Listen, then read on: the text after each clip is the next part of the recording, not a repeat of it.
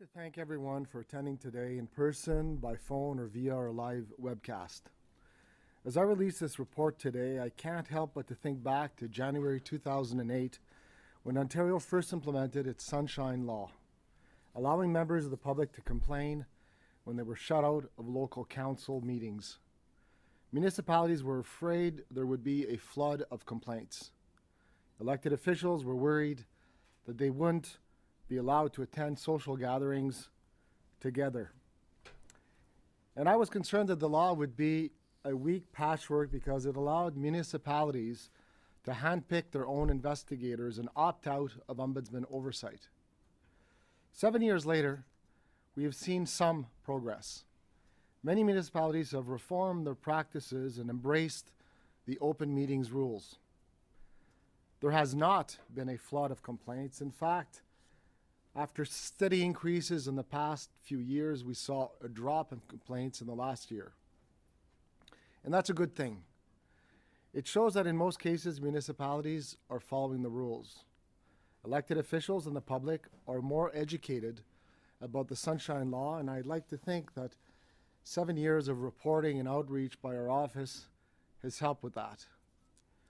Beaucoup de municipalités ont apporté des réformes à leur processus et adhèrent volontiers aux règles sur les réunions publiques. Il n'y a pas eu de déluge de plaintes. En fait, nous avons assisté à une réduction l'an dernier. Et c'est une bonne chose. Ceci montre que, dans la plupart des cas, les municipalités suivent les règles. Les élus et le public sont mieux renseignés à propos des exigences de la loi sur la transparence et j'ose croire que le travail de sensibilisation que nous avons fait durant cette année y ont contribué.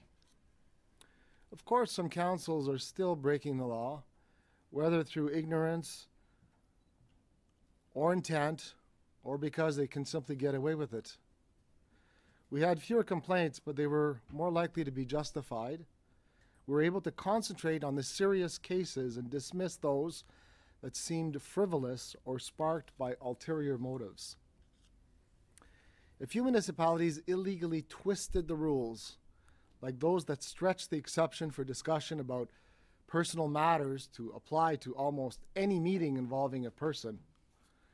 And some ignored the rules altogether, meeting to do business with third parties outside of council chambers. But all of our recommendations were accepted, and several councils took our advice to start digitally recording all their meetings. However, my main concerns about the Sunshine Law haven't changed. There are no consequences for breaking it, and municipalities can still choose any investigator they like. This year, we saw the public and politicians complain about the spotty and inconsistent investigations by hired investigators. This undermines the law. The same standards should be applied province-wide. The good news is local government accountability rose to the forefront of the political agenda this year. The province passed Bill 8, the Public Sector and MPP Accountability and Transparency Act, last month, giving my office full oversight of municipalities as well as school boards and universities. Once it is proclaimed in force, we will finally be able to help people with virtually any problem with their local government, not just narrow questions about the open meeting rules. We're already seeing a spike in complaints about municipal issues, especially since Bill 8 passed. Many candidates in October's municipal elections were enthusiastic about Bill 8, and a lot of the old guard, the Neanderthal mentality, who violated the Sunshine Law and resisted our investigations in the past, were tossed out by the voters. A few of the newly elected councils have chosen to drop their hired investigators and come back to us, including Sudbury and Leeds and Thousand Islands, both of which opted out in the past after we issued critical reports. Nous sommes maintenant arrivés à un tournant historique dans la responsabilisation des municipalités.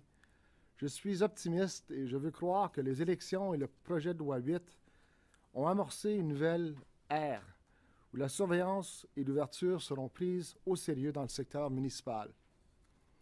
We're now at a historical turning point in municipal accountability. I'm optimistic that the elections in Delayed have ushered a new era where oversight and openness at the municipal level will be taken seriously. I'm happy to take your questions now, starting with those who are in the room, and then we will go to those who are joining us by teleconference. What do you think politicians think they have a God-given right to hold closed-door meetings? For example, right today, we have the premier meeting with the GTA mayors, and it's behind, you got it, closed doors. Well, with respect to the work we've done in the last few years, part of the problem is that there's no consequence. I mean, our capacity as investigator of open meetings is really in a law enforcement capacity, contrary to the rest of our work. But it's law enforcement without consequence. I mean, you can imagine if you knew as a matter of fact that every time you got stopped for speeding, you'd just get a warning. Would that deter you from speeding? And our sunshine law here, although it stands pretty high on principle, is not backed up by consequence, and that is one of the problems. We've seen progress at the municipal level, but I'm always aghast when I think we're moving the ball forward, and then we find out that something happened that gives us a step back. And the recent example was last week in Waterloo. The council there announced that they found some novel way to meet secretly by only having 3 people in on budget deliberations at one time, therefore avoiding a quorum of members. And I've rarely seen something so contemptuous of the rule of law. You know, when I heard that they had specifically announced this, hey, guess what? We're circumventing the sunshine law because we've devised this clever stratagem where we don't have a quorum. And I can tell you, my jaw dropped, to borrow an expression from the UK Prime Minister Dave Cameron. I choked in my porridge. It was really an incredible disclosure by the City of Waterloo that they thought they could get away with it. But again, they opted out of our oversight. And AMO's local authority services, who are their investigator for open meetings, their interpretation of the law is that you don't have a meeting unless you have a quorum. So they have nothing to fear from their own hand-picked investigator by playing the charade of municipal musical chairs. So that's the problem. It's compounded by the interpretation given by these hand-picked investigators. And I'm more concerned about what's happening in the other 260 municipalities in Ontario who've opted out in favor of their own hand-picked investigators and what's happening in those we oversee.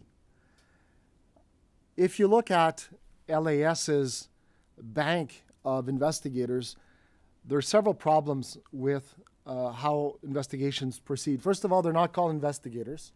They're called review officers. I guess if you call them investigators, it might sound a little scarier to municipalities. And then their view of the Municipal Act is jaded. They always err on the side of secrecy. The Sunshine Law is called the Sunshine Law for a very good reason. It's there to bring sunshine.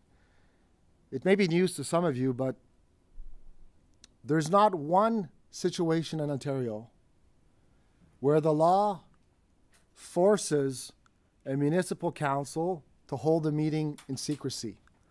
The law authorizes, gives you permission in certain very limited circumstances, but there's not one meeting which must be held secretly in Ontario. But the way some of these investigators are interpreting the law would seem that, we have to do it privately because the law says it should be closed, which is problematic. Why would municipalities pay? Do they have to pay to this AMO service for investigators? They do. And your services are free? My services are free. And in one of the examples, the City of Brampton hired a closed meeting investigator who actually charges has charged per complaint. So if you want to complain about a closed meeting in Brampton, you had to pay $250. Guess how many complaints Brampton had about closed meetings since 2008? 0. So, apart from being dubious in its legality, because there's no provision for chargeback per complaint. And if you start charging per complaint, I mean, where do we end, right? What if you call 911? Should you be paying a fee? What about if you called paramedics? Why is it you complain about closed meeting, you have to pay $250? There's no doubt that that was set up to create a chilling effect, and it succeeded. Can you talk, pouvez-vous parler de Sudbury? À Sudbury, ils avaient leur propre enquêteur. Ils disaient que dans votre rapport, c'était bourré d'erreurs. Pouvez-vous parler en fait du processus et comment vous êtes arrivé à déterminer qu'il s'était bourré d'erreurs? Bien, écoutez, nous, on analyse les rapports qui sont disponibles des enquêteurs privés, et puis ces enquêteurs-là produisent des rapports dont l'analyse est très floue. Plusieurs des interprétations de la loi ne sont pas, les interprétations ne sont pas précises, ne sont pas exactes. Et puis c'est la raison pour laquelle nous avons manifesté une certaine consternation vis-à-vis ces enquêtes-là. Now, when we look at AMO's local authority services investigators, they call them review officers as opposed to not scare off too many people. But most of them write reports anonymously, which it's kind of ironic. You're dealing with transparency at the local level, and review officers, they call them, sign off reports anonymously. We found those reports largely to be riddled with inconsistencies, poor analysis of the facts, poor analysis of the law. I've decided that within the next year we will be setting up an Ombudsman accreditation for local review officers. So if a municipality wants to opt out, we will endeavor to train that investigator so that they can produce something of quality, not something that's riddled with mistakes. So we'll be reaching out to municipalities and offering them that service of Ombudsman accreditation, because what we've seen at the local level is so poor that the public interest is not being served. Est-ce que ce sera obligatoire ou ce sera encore sur une base volontaire? Non, ce sera sur une base volontaire. J'ai pas le droit d'obliger les municipalités à participer dans un cours d'accréditation, mais je vais offrir aux municipalités ce service-là. Je vais les consulter. Je les critique aujourd'hui, mais je vais aller un petit peu plus loin et puis offrir cette branche-là, et puis pouvoir offrir les services de notre bureau. Ça fait 40 ans qu'on est dans le monde des enquêtes, et puis nos rapports sont bien étoffés, sont presque toujours acceptés à 100%. Et puis c'est un service que je vais offrir au niveau municipal. Did you discuss that idea with AMO of setting up an accreditation service through your office for their... We haven't. I'll be writing to AMO, and I'll be soliciting their input and reaching out to them. I think the current system is laughable. And, instead of just criticizing, we want to go the extra distance in offering that service. And I'm hopeful that they will participate. Quel genre de conséquences vous aimeriez voir dans la loi, éventuellement, pour amener les dirigeants municipaux à être plus respectueux des règles de transparence? Bien, écoutez, j'aimerais avoir des conséquences pénales, une amende de quelque sorte. Écoutez, maintenant, il n'y a aucune conséquence. Donc, il y a plusieurs régimes aux États-Unis où il y a des conséquences pénales, comme des amendes. Il y a même certains États qui prévoient l'emprisonnement. On va commencer par des amendes. Mais écoutez, quand moi je regarde ce qui se passe à l'échelle provinciale, il y en a des mûrs, puis il y en a des pas mûrs. Il y a des circonstances qui sont vraiment déplorables. Puis à moins qu'il y ait des conséquences, je crois qu'il va y avoir un problème à passer le message. We've seen over the last year some egregious examples, and I'd like to point out a couple of them. The county of Bruce, for 8 years, met secretly to discuss the disposal of nuclear waste in Carthage Country with a government agency. I can't think of a case where there'd be a greater urgency to meet publicly. That investigation was conducted by their handpicked investigator who had a kind of a wishy-washy report concluding that, yeah, it was illegal, but they should be more, I'm recommending they sensitize themselves to the legal obligations. You know, you have to wonder what the impact of such a report. There was an inquiry as well in the Elliott Lake collapse of the Argo Mall Center, where the commissioner found that for 12 years, council were meeting secretly. And he couldn't determine whether the risks of the mall were discussed during those meetings because they were kept secretly. So this is a situation of life and death. We've also seen in some municipalities the tendency to abuse the powers of the Ombudsman's office. And we have called out those examples in the past year. The City of London, for example, had a councillor who, coming close to the election, complained about secret meetings to test the law, to make a point about the law. And we released a report calling Turning the Tables, because we will not be manipulated by political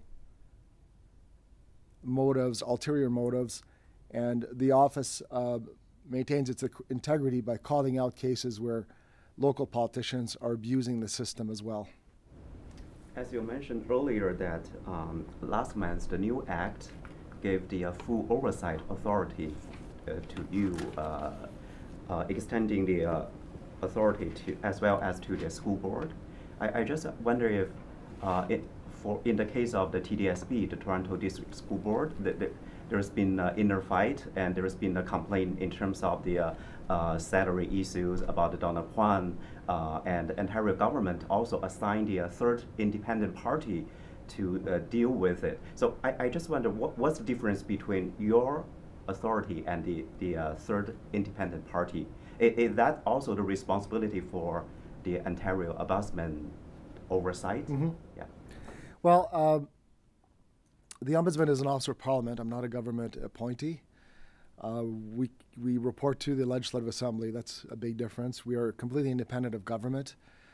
I welcome any measures by the government, such as appointing an independent third party, to resolve local issues locally. And I'm hoping they all get resolved before Bill 8 kicks in. The Toronto District School Board has been problematic. I think everyone agrees that there needs to be some pretty important changes there, including trustees themselves and government. And we're hoping that they can settle as many of the issues as possible before we come to the scene. No one needs to hire me to look into it. Bill 8 will mean that I will have automatic oversight over school boards, universities, and municipalities. And we will be keeping a close eye on school boards. Let me get this straight. You've got this so-called vaunted new powers over the, the municipalities, school boards, universities. But what power do you really have? So you find these guys wanting. Let's say some municipality somewhere is holding closed-door meetings. What can you do about it? Right now, it's limited to public shaming. And that seems to work pretty good. 100% of our recommendations to municipalities have been adopted. Recalcitrant municipal councils, such as London and Sudbury, those councillors who were uncooperative and did not embrace open meetings, had a meeting with the electorate in October. And the electorate made them walk the plank. So it's only once every 4 years, but it's proven to be quite effective. In the case of Sudbury and Leeds Thousand Islands, we produced critical reports, and both council had a fit of pique and thought they would punish us by firing the office as the open meetings investigator. In the case of Leeds Thousand Islands, the mayor, the outgoing mayor, had claimed that it wasn't a closed meeting because they left the door ajar during the meeting. The electorate had a different interpretation. So the power of the office has always been moral suasion, and it works. It works because we have the confidence of the public. Now, in terms of open meetings, I think that we would be able to affect a much more blunt culture shock if there were consequences. Right now, there are just no consequences. And because of that, some council are defying the law knowingly. And I think consequences, penalties would change that pretty fast. Would they not be taking minutes during these meetings? And if you found them to be illegal, could they be compelled to release those publicly? Well, the word minutes is something that's very elastic in meaning. We found some municipalities jot down a few obscure notes, and those are their minutes. That's why we've been urging municipalities to record their closed meetings. It's a pretty no-brainer. Record them, so that when we come in and investigate, we'll just play the recording. If it falls within one of the few narrow exceptions, you'll be off the hook. Since we made that recommendation years back, 2 years ago, 5 municipalities started recording.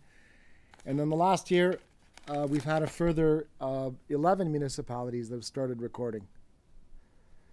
So we have 6 more that have started recording in the last year. So I'm encouraged by that. It's a good, small baby step forward, because although it looks like more than double than the prior year of now recording, it's still 11 out of 444.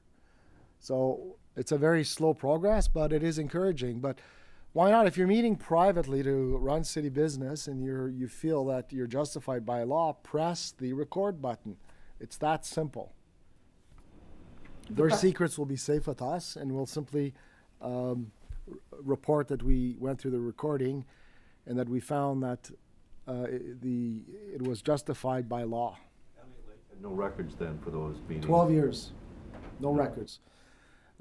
Former Justice Belanger noted in his report that he was unable to review any kind of record keeping that would deal with the risks involved with the Argo Centre Mall. And that is, it's a life and death issue. We're not talking about some intangible kind of discussion. We all know what happened in Elliott Lake. Vous parlez de Clarence Rockman. Vous avez eu une plainte, mais j'ai pas trouvé en quoi si la plainte était fondée ou non fondée. Et est-ce que Clarence Rockman enregistre maintenant leur rencontre? Je ne crois pas, mais je reviens là-dessus. Vous parlez en français d'Elliott Lake, ça l'explique la base même d'avoir des rencontres à huis clos ou des rencontres publiques? Le juge Bélanger, dans son rapport sur Elliott Lake, est arrivé à la conclusion que pour 12 années, le conseil de ville d'Elliott Lake se rencontrait à huis clos. Et il n'y avait pas de minute pour faire part des discussions lors de ces rencontres-là. Puis le juge Bélanger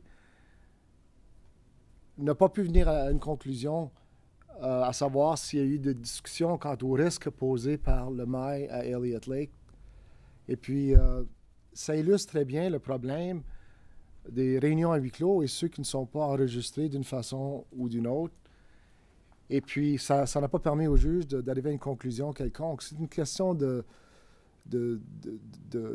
vie ou de mort dans le cas de Elliott Lake, et ça illustre le besoin de bien se documenter pour permettre la transparence de ces rencontres-là.